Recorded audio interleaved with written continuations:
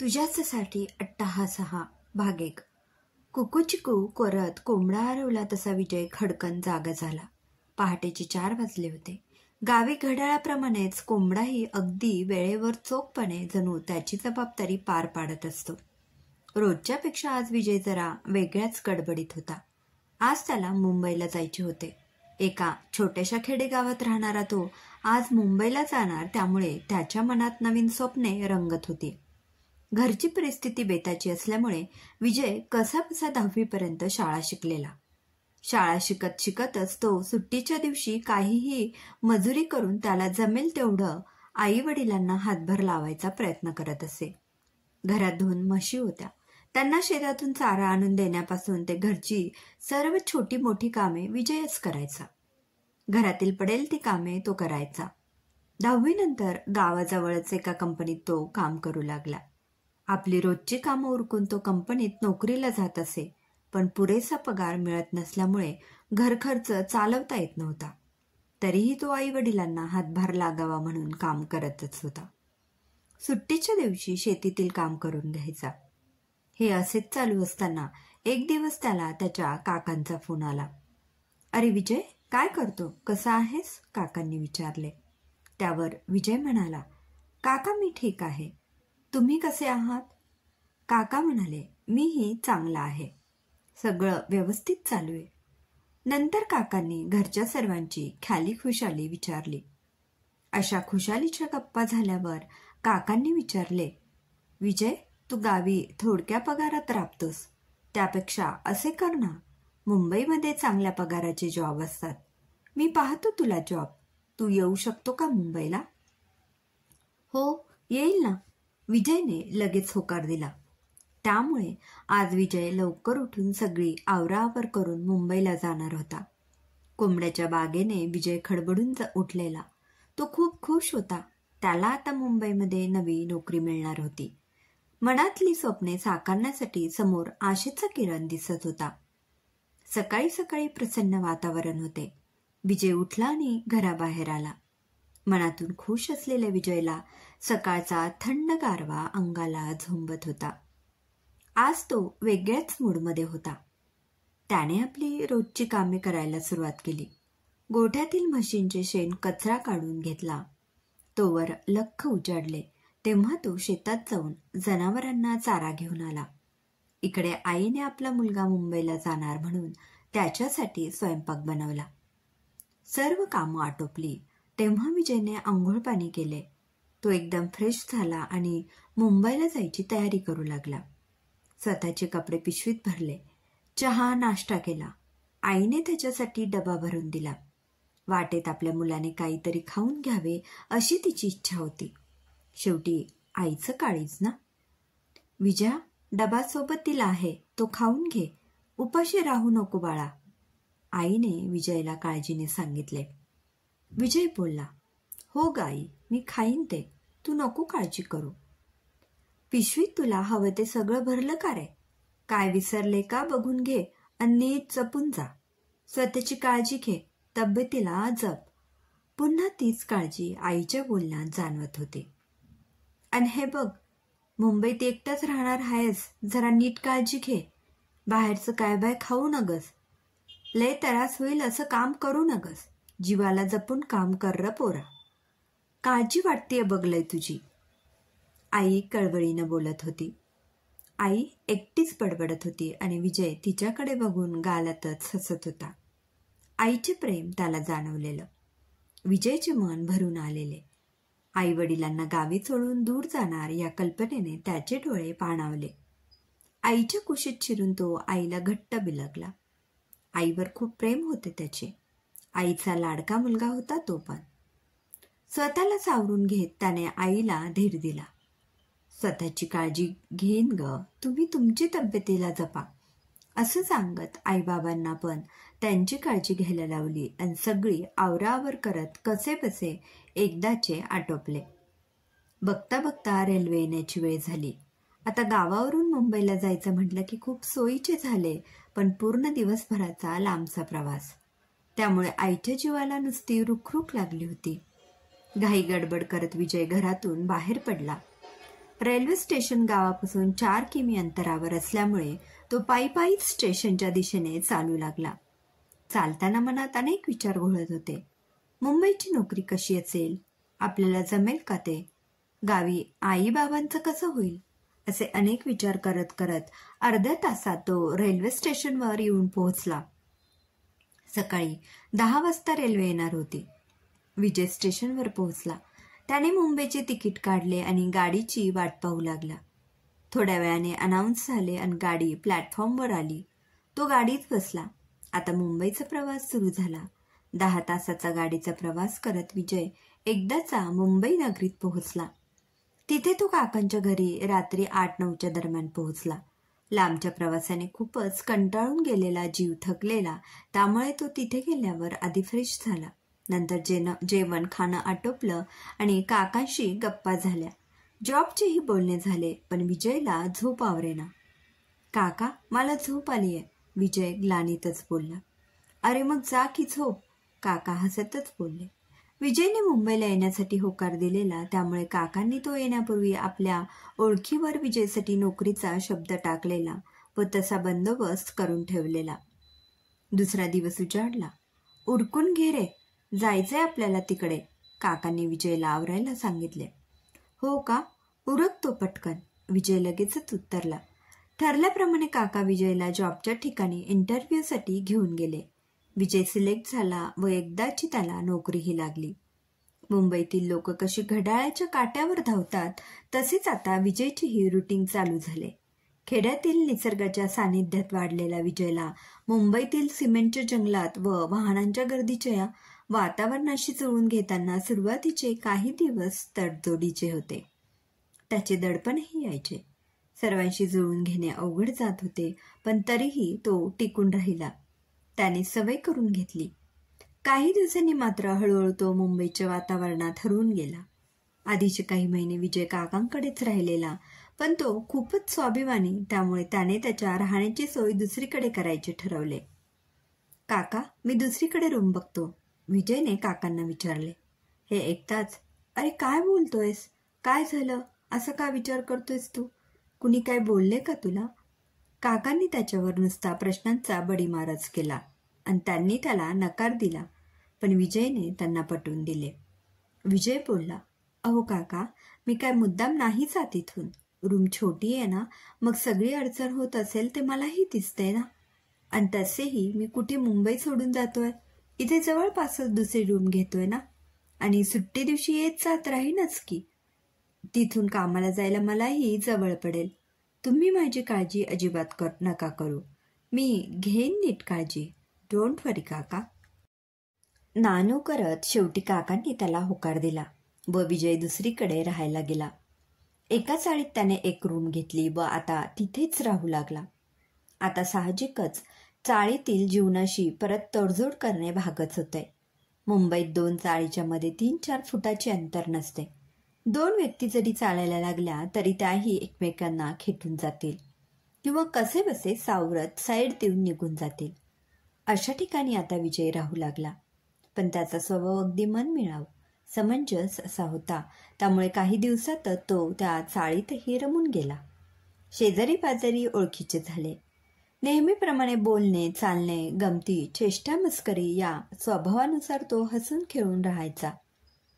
एके दिवशी विजय जॉबला चाललेला. चाळीतून जात असताना अचानक एक तरुण मुलगी आली. ती जरा घाईत होती, त्यामुळे विजयच्या जवळून चालता चालता चुकून तिचा धक्का द्यायला लागला. सॉरी हं, ती त्याच्याकडे पाहून बोलली. इट्स ओके, असे बोलत विजयने तिच्याकडे नजरेचा कटाक्ष टाकला. ती थोडीशी लाजली व गालात हसली आणि परत गडबडीत पुढे निघून गेली. विजय फक्त तिच्याकडे पाहत राहिलेला. अगदी मनाला भुरळ पाडणारी अशी ती लागवी होती. काळेभोर लांबसडक केस, टपोरे डोळे, गोबरे गाल, नाकाची दांडी अगदी सरळ. रंगाने निमगोरीच होती, पण तिचा चेहरा अगदी रेखीव असा होता. तिला पाहता क्षणी विजय तिच्या विचारात हरवला. ती त्याला साईड देऊन निघून गेली आणि तोही जॉबवर निघून गेला, पण कामावरही त्याला सारखा तिचा चेहरा समोर येत होता. कोण असेल बरं ती? स्वभावाने कशी असेल? राहून राहून त्याच्या मनात तिचाच विजय घोळत होता. संध्याकाळ झाली आणि विजय जॉबवरून घरी आला. रूमवर आल्यावर तो रोजच्या सारखे त्याचे काम करण्यासाठी दारात आला आणि त्याला त्याच्या समोरच्या रूमच्या चौकटीत एक मुलगी उभी असलेली दिसली. नीट पाहिले तेव्हा त्याला आठवले की ती दुसरी तिसरी कुणीच नसून विजयला सकाळी धक्का लागलेलीच होती. विजय मनातच पुटपुटला, अरेच्छा, ही तर सकाळी मला धडकलेली मुलगी आहे. यापूर्वी ती त्याला कधी तिथे दिसली नव्हती, कारण कालच ती गावावरून आली होती. त्या सालस मुलीचे नाव साक्षी. खूपच गोड स्वभावाची, 12वीपर्यंत गावीच शिकलेली आणि पुढील शिक्षणासाठी मुंबईला तिच्या भावाकडे आली होती. साक्षी सहज बाहेर आली. तिला समोर विजय दिसला. त्याला पाहून तिच्या मनात तेच आलं आणि स्वतःशीच पुटपुटली, अगं बाई, हा तर तोच मुलगा आहे. आणि तिला सकाळचा प्रकार आठवून थोडं हसू आलं. दोघांची नजरभेट झाल्यावर पटकन तिने खाली मान घातली आणि घरात निघून गेली.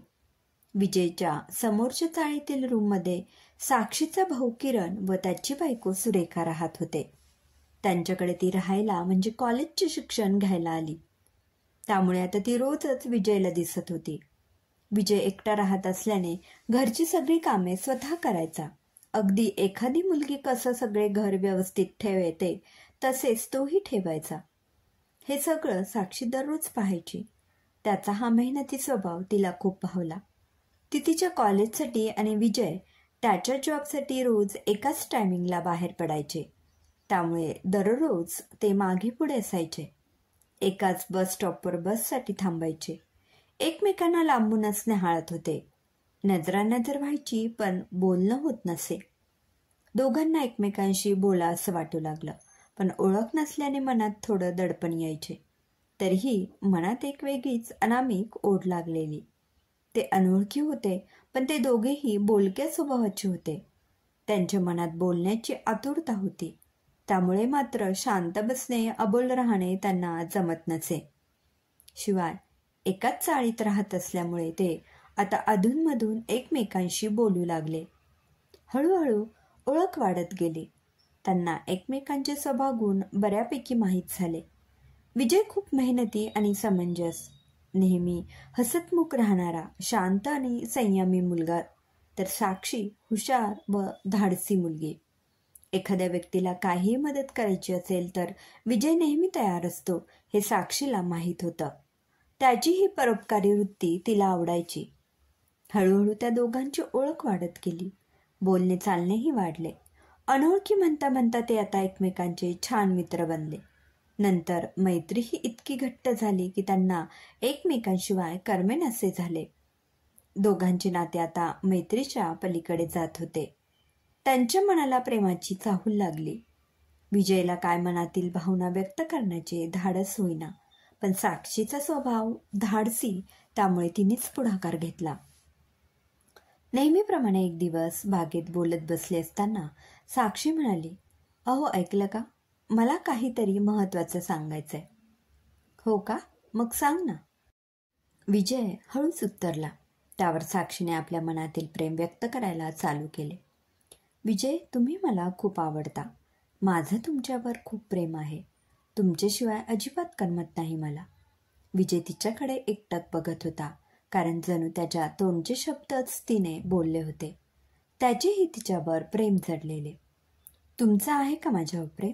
तिने विजयला प्रश्न विचारला. विजय फक्त गोड हसला. त्याच्या नजरेत त्याचे प्रेम सहज दिसून येत होते. त्यानेही मान हलवत तिला प्रतिसाद दिला.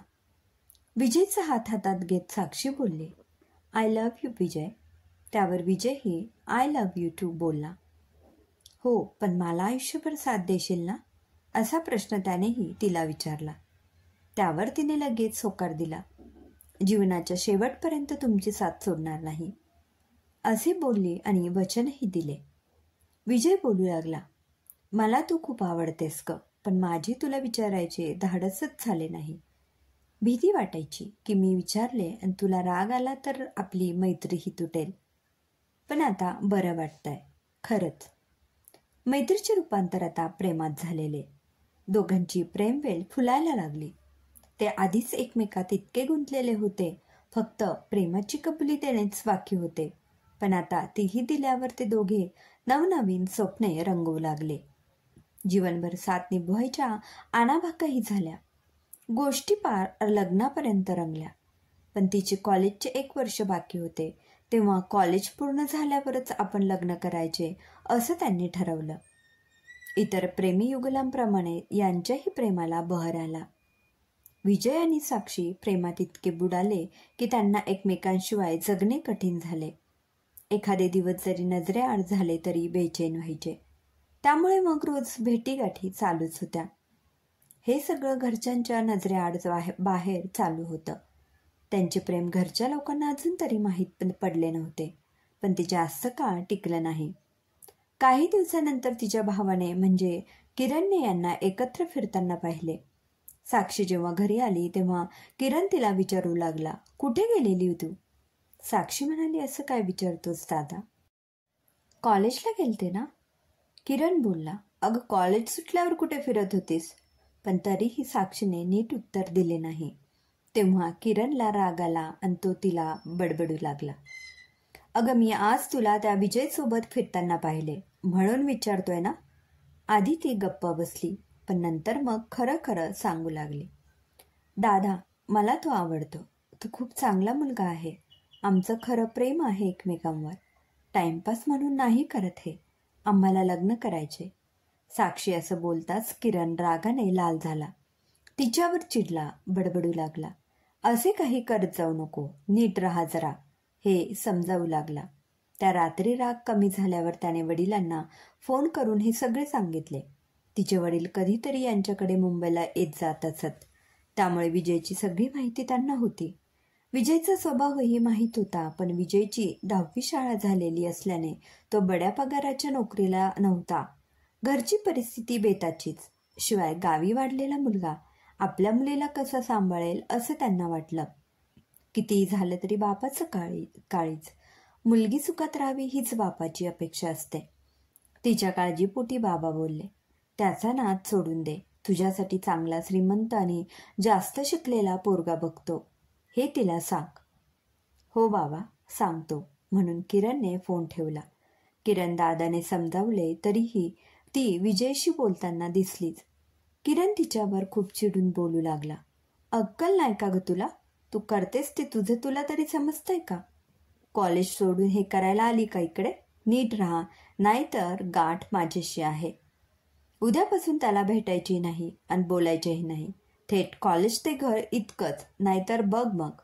साक्षी खाली मान घालून फक्त ऐकत असे.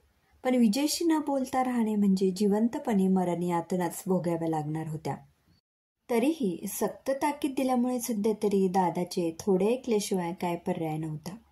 क्रमशः लेखिका सौ वनिता गणेश शिंदे. श्रोतेहो, कसा वाटला कथेचा पहिला भाग कमेंटमध्ये अवश्य कळवा. बघूया पुढील भागात यांचे प्रेम काय वळण घेते ते. धन्यवाद.